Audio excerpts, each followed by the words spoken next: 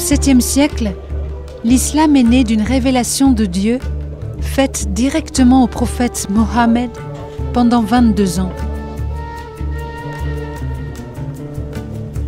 Transmise oralement à ses compagnons, c'est le Coran qui contient le recueil de cette révélation. Pour les croyants de l'islam, ce livre sacré est donc la parole textuelle de Dieu, et toute leur religion est suspendue à ce texte descendu du ciel.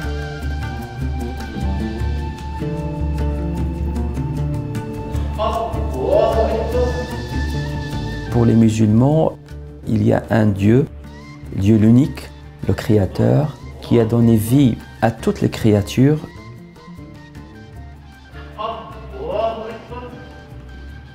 Le Coran, c'est la parole divine, c'est la révélation.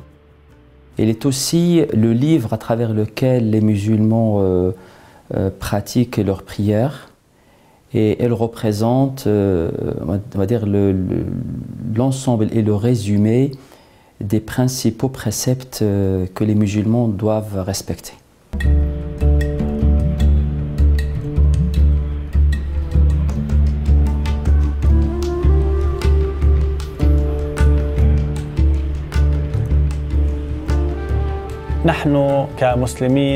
L'envoyé de Dieu, Mohammed, paix et bénédiction sur lui, nous a appris en tant que musulmans à respecter les prophètes. Et le Coran nous a appris, en nous donnant la meilleure éducation, à respecter Marie, fille de Imran. Car c'est elle la noble, la vierge, la pure, celle à qui l'islam ne reproche rien. Au contraire, c'est une femme qui a voué sa personne au Dieu Tout-Puissant, dans l'adoration, le jeûne, la foi et la prière. C'est ainsi que pour nous est Marie, et nous la considérons comme l'une des meilleures femmes sur la terre.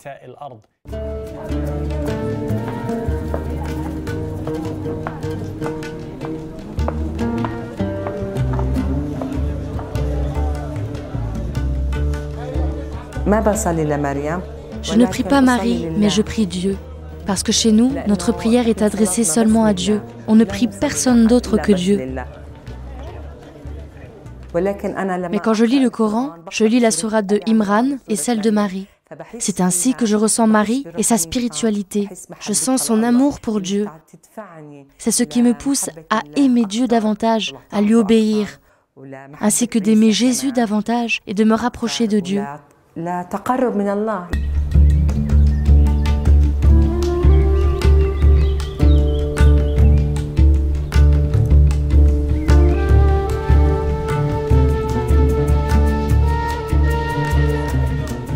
Aujourd'hui, Net4God vous propose d'entrer dans la vision que les musulmans ont de Marie.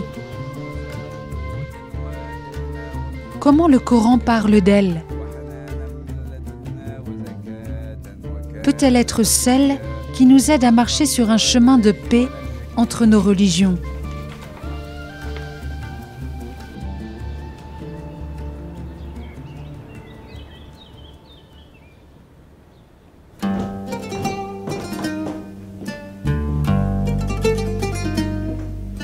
Mohammed Obed habite à Nazareth, en Terre Sainte.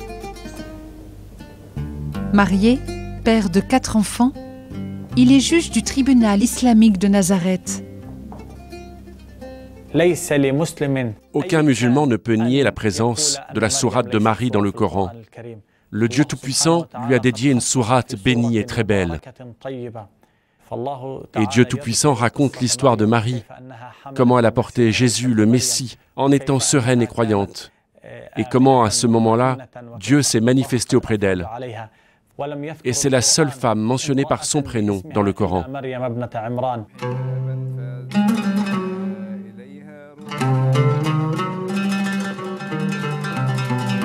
C'est ainsi que l'histoire et les qualités de Marie sont mentionnées en détail dans 2 sourates du Coran.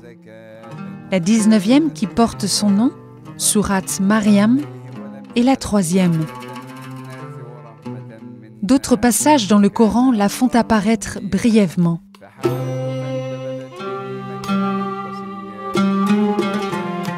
Le père de Marie dans le Coran porte le nom de Imran. Et l'épouse de Imran, appelée Anne, est âgée et stérile au moment où elle fait le vœu de consacrer à Dieu l'enfant qu'elle lui demandait miraculeusement. De fait, elle met au monde un enfant, mais c'est une fille.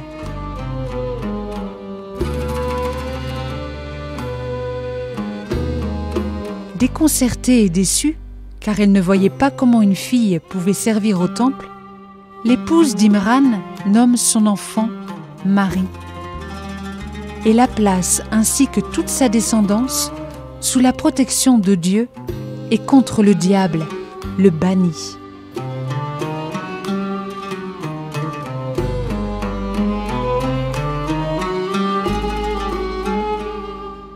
Tous les commentateurs, sans exception, à cette occasion, citent un hadith, c'est-à-dire une parole attribuée à Mahomet. Tout enfant nouveau-né, quand il naît, est touché par Satan. Et c'est pourquoi il pousse un cri. Sauf Marie et son fils.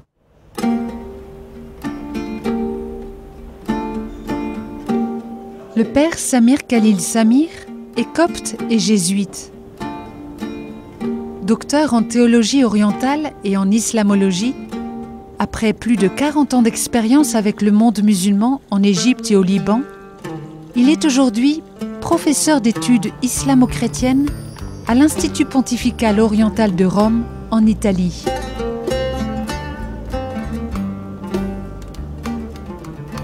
Il n'y a que 2 êtres au monde, selon l'islam, qui n'ont pas été touchés par Satan, à savoir Jésus et Marie.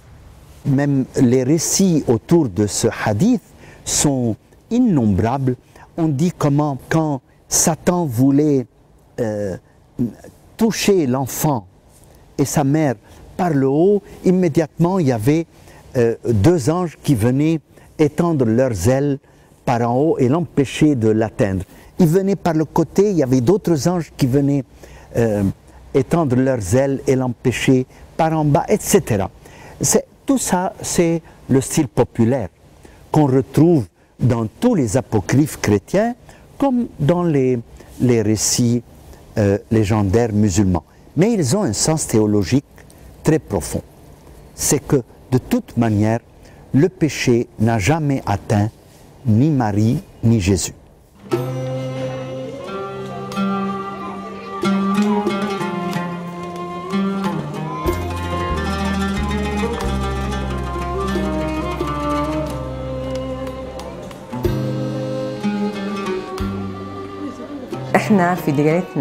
Dans notre religion, on peut parler d'une pureté absolue pour Marie et Jésus, paix sur lui.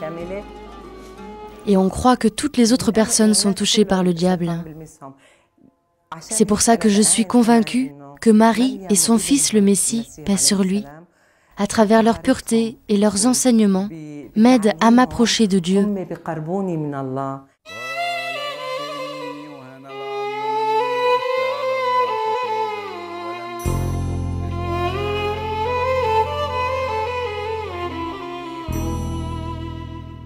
Dès son enfance, ses parents consacrent Marie au temple, où son Seigneur lui fait bon accueil. Et c'est à Zacharie, le père de Jean-Baptiste, que revient la charge de l'enfant. Mais Zacharie se rend compte rapidement qu'il n'a pas à se préoccuper de pourvoir à ses besoins. À chaque fois que Zacharie entrait auprès de Marie dans le temple, il trouvait à côté d'elle de la nourriture. Il lui demandait « D'où te vient cette nourriture ?» Cela me vient de Dieu le Tout-Puissant. Et il y a des tas de miracles qui se produisent. On nous dit que les fruits de l'été, elle les trouvait en hiver et les fruits de l'hiver en été. C'est incroyable, tout est là. Dieu se manifeste que cet enfant eh bien, elle est toute spéciale.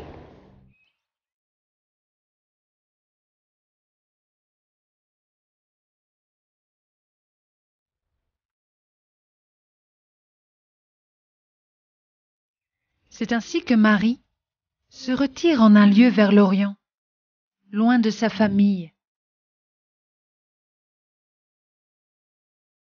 L'ange Gabriel lui apparaît et lui annonce qu'elle serait la mère d'un garçon immaculé.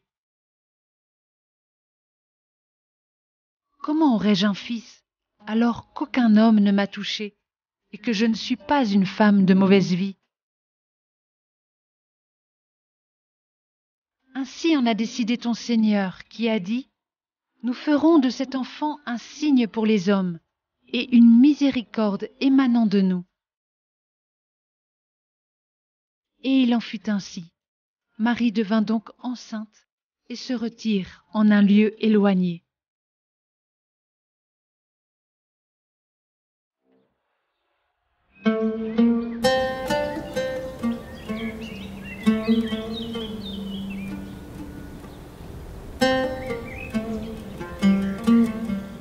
Alors qu'elle se trouve dans l'angoisse des douleurs de l'enfantement, au pied d'un palmier, une voix l'interpelle de dessous d'elle. « Ne t'afflige pas, ton Seigneur a fait jaillir un ruisseau à tes pieds.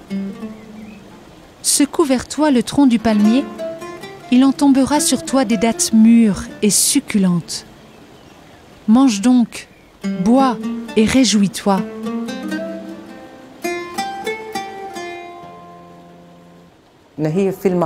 Elle était dans les douleurs de l'enfantement, mais Dieu l'a fait travailler.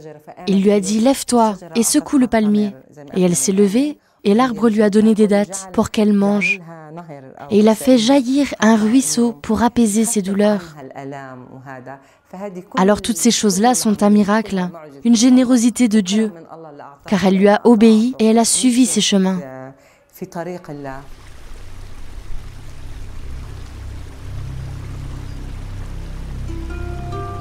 Et la voix continue de lui dire : s'il t'arrive de voir quelqu'un, dis-lui : j'ai fait vœu d'un jeûne au tout miséricordieux. Je ne parlerai donc aujourd'hui à aucun être humain.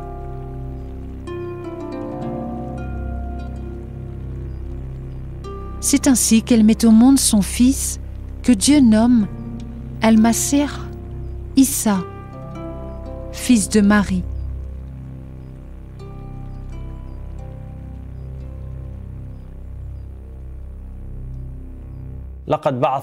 Dieu a envoyé beaucoup de prophètes et de messagers, parmi lesquels il en a choisi 5.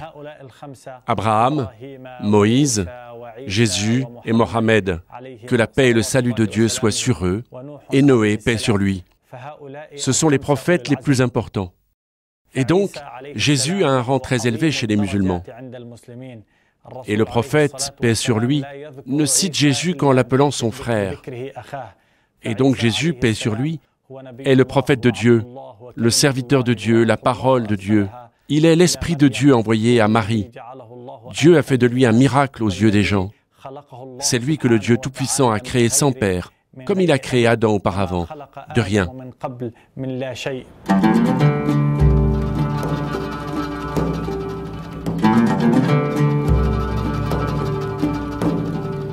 Cette conception miraculeuse de Jésus éveille des soupçons dans la famille de Marie. Lorsqu'elle revient vers les siens, ils l'accusent d'avoir commis un adultère.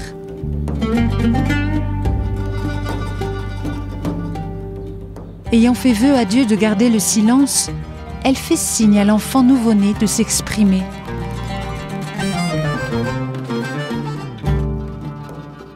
Et Jésus parle. C'est le premier miracle de Jésus. Comme bébé, il parle. En réalité, ce récit, nous le trouvons dans les évangiles apocryphes. Mais comme toujours, ça a un sens théologique. Comment se fait-il qu'un bébé parle alors qu'il est l'enfance?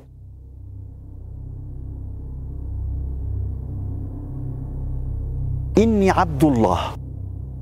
Je suis l'esclave de Dieu. Il m'a envoyé pour vous annoncer le jeûne et l'aumône, c'est-à-dire l'islam, qui est de s'abandonner à Dieu et d'obéir à Dieu. Et alors, tout le monde est émerveillé et on comprend qu'elle n'a pas commis un adultère, etc.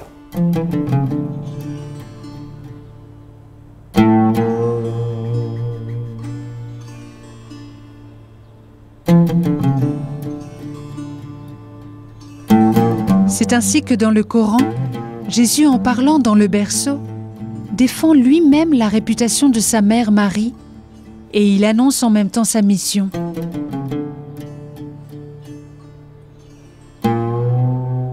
Je suis vraiment le serviteur de Dieu. Il m'a donné l'écriture et a fait de moi un prophète. Où que je sois, il fait de moi un être béni.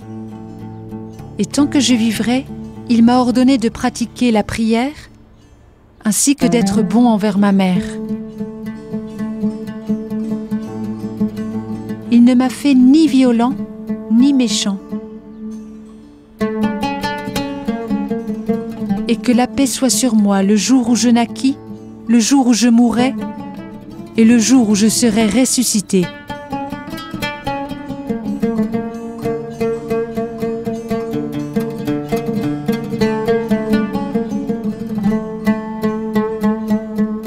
Bien sûr, après, dans beaucoup de versets coraniques, on trouve que Jésus a eu d'autres miracles. C'est le fait de guérir les malades, de guérir les lépreux. Il a même, à un certain moment, dans des circonstances particulières, il a eu ce miracle d'ordonner à un mort de retrouver la vie, et il a retrouvé la vie.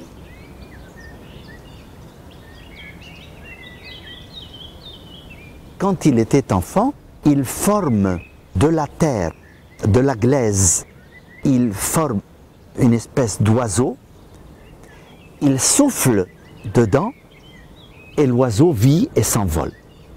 Ce qui, entre parenthèses, correspond exactement à l'acte créateur de Dieu, qui a un double acte, c'est former, façonner, modeler avec la glaise et souffler le souffle de vie.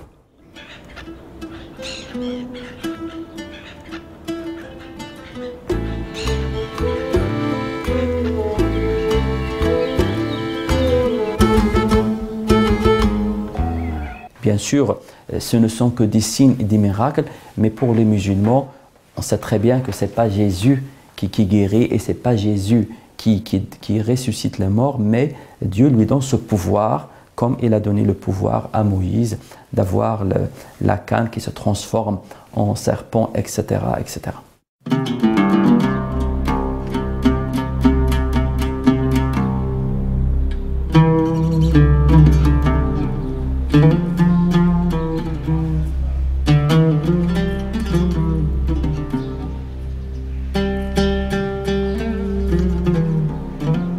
Selon le Coran, ces privilèges que Dieu accorde à Jésus ne lui donnent aucun caractère divin.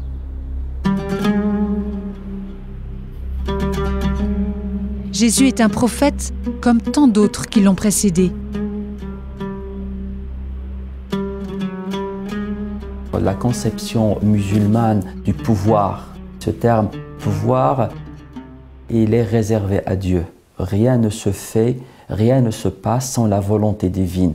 Dire que vu que Marie a reçu le souffle de Dieu, donc Jésus est Dieu, cette notion n'existe pas chez les musulmans.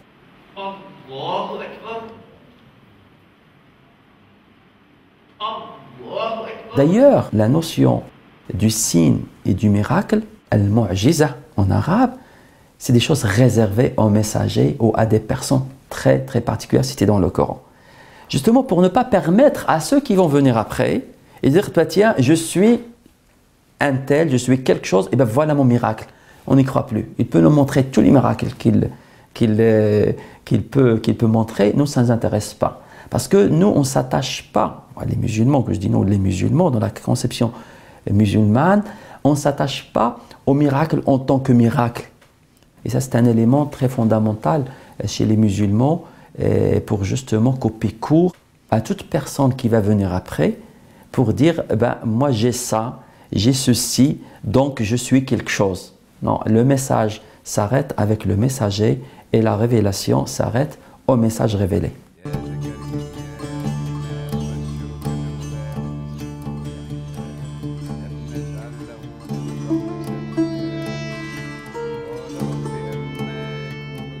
Jésus, fils de Marie.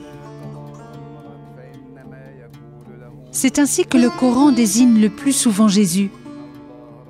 Par ailleurs, il l'appelle aussi Esprit de Dieu, Parole de Dieu, Messie. Mais 4 négations catégoriques concernant Jésus apparaissent dans le Coran. Il n'est ni Dieu, ni son Fils, ni le troisième d'une triade, et il n'a pas été crucifié. Un autre homme qui lui ressemblait aurait été crucifié à sa place.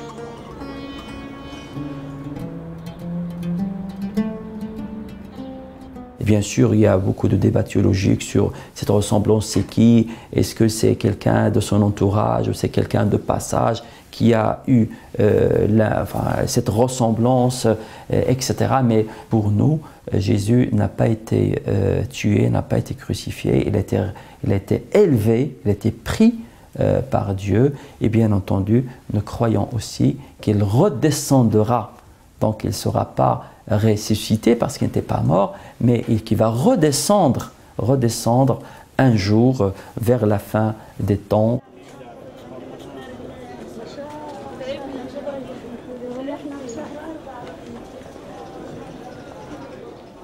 De personne dans le Coran, on ne dit d'aucun prophète, on ne dit que Dieu a élevé un prophète à lui. Ce n'est dit que de Jésus dans le Coran. Donc, Jésus, peut-être y a-t-il là une allusion à l'ascension. Mais alors comment Jésus n'est pas mort? Non. Il est auprès de Dieu. Et il reviendra à la fin des temps, au moment du jugement dernier.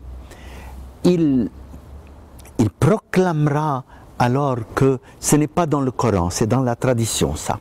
Qu'il reviendra, il proclamera la fin du monde, il proclamera que la vraie religion c'est l'islam.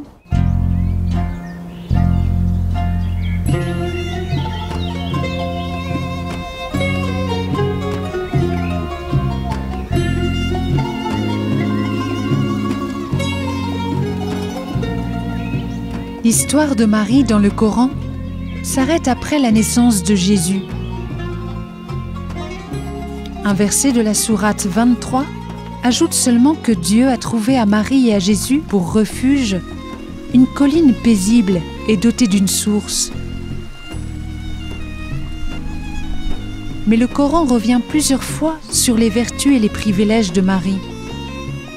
Non seulement Dieu l'a purifiée et l'a élue au-dessus de toutes les femmes du monde, mais aussi elle est la Vierge par excellence, la Vierge de la foi et du fiat, la très croyante, car elle a cru aux paroles de son Seigneur. Elle et son Fils sont un miracle pour l'univers. Aucune autre femme n'a droit à de tels éloges.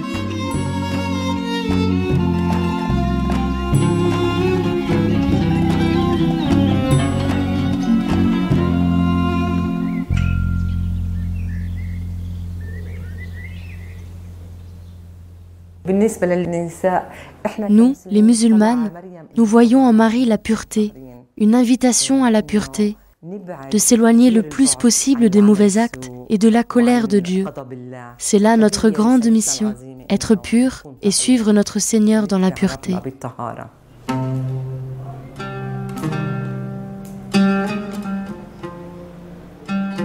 Narla est mariée, mère de 2 enfants. Elle habite à Jérusalem, en Terre Sainte, sur le mont des Oliviers. Elle travaille chaque jour dans la vieille ville, au centre chrétien de Lecce Homo. Elle s'occupe de l'accueil des pèlerins qui viennent en Terre Sainte.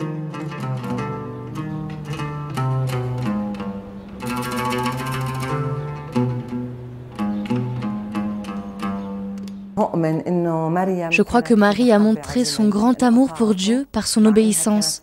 Malgré le fait que sa mission est dure, elle lui obéit. Elle traverse des moments difficiles, mais Dieu est toujours avec elle. Elle s'abandonne à lui, c'est ce que je vois. En tant que femme musulmane, je dois faire la paix avec tout ce que Dieu a créé, et surtout avec l'homme, parce que je crois que Dieu a honoré l'homme. Il a créé toutes ces créatures, et parmi ces créatures, il y a l'homme. Il a honoré l'homme. Alors j'ai le devoir d'honorer la créature de Dieu, l'homme qui est mon frère, en l'aimant, et sans orgueil, parce que l'orgueil n'est pas accepté dans notre religion. Et pour cela, il faut que l'on fixe nos yeux sur Marie, regarder son humilité et voir combien sa mission a été grande et comment elle a obéi à Dieu en restant humble devant lui, comme elle l'a été tout au long de sa vie.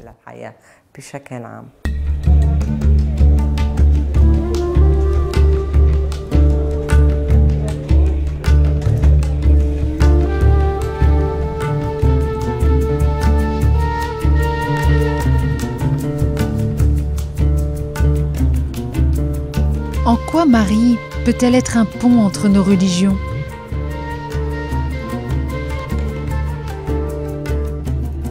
Marie est un pont d'abord parce que les écritures chrétiennes et musulmanes en parlent littéralement dans les mêmes paroles.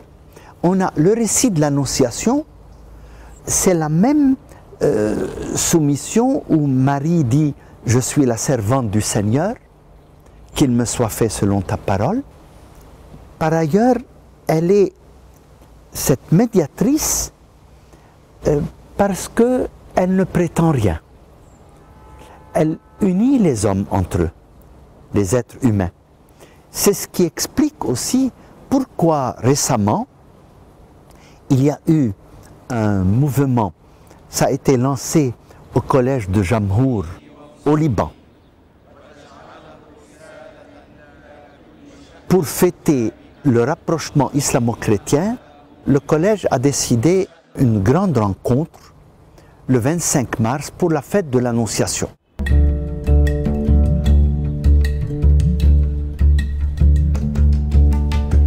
En effet, c'est par l'initiative de deux hommes, un chrétien maronite, Naji Khouri, et un musulman, le cheikh Mohammad Nokari, ancien directeur de Dar el-Fatwa, la plus haute instance religieuse sunnite au Liban, que depuis le 25 mars 2007, chrétiens et musulmans se retrouvent ensemble pour prier le jour de l'Annonciation. Depuis février 2010, ce 25 mars est déclaré par le Parlement libanais fête nationale islamo-chrétienne et jour chômé pour tout le pays. Une première dans le monde.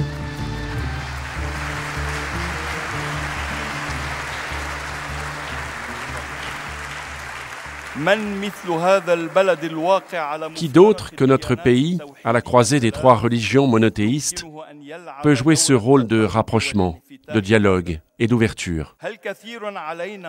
Serait-ce trop rêvé que de dire que c'est à partir de cette terre bénie que la civilisation de l'amour s'étendra désormais au reste de l'humanité? Alors rêvons, et notre rêve deviendra réalité.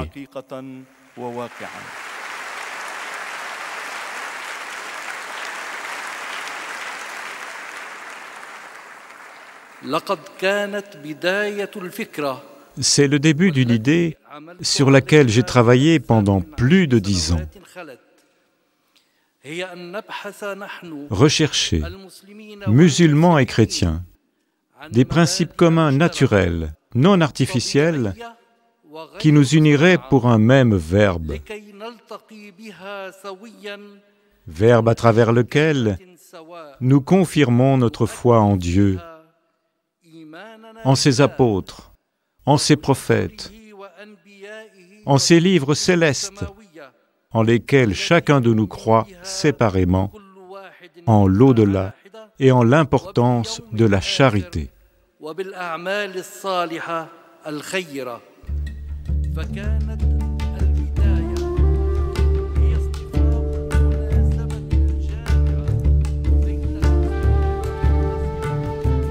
Ce rassemblement se concrétise aussi dans la construction future d'un centre marial islamo-chrétien sur la place du Musée national de Beyrouth. Elle sera rebaptisée Place de Marie. Ce lieu est symbolique, puisque c'est à cet endroit que passait la ligne verte, la ligne de démarcation entre l'ouest et l'est de la ville, séparant chrétiens et musulmans.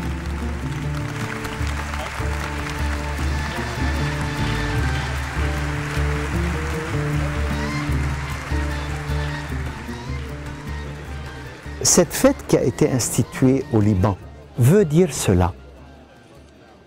L'essentiel de l'attitude du croyant, c'est de dire « Me voici Seigneur, je viens faire ta volonté ».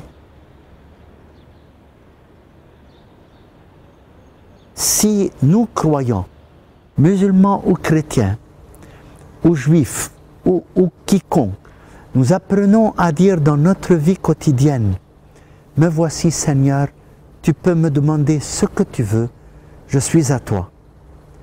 Alors Dieu sauve et me donne la force de faire l'impossible, l'incroyable. C'est cela, je crois, notre message à nous croyants, ensemble, quelle que soit notre foi.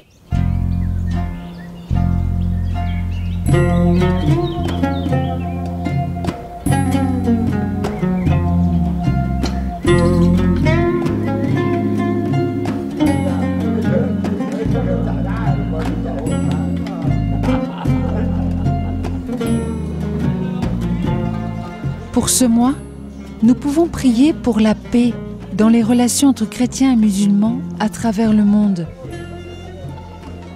Que l'initiative de rapprochement et de dialogue vécue au Liban puisse se répandre et se vivre dans tous nos pays.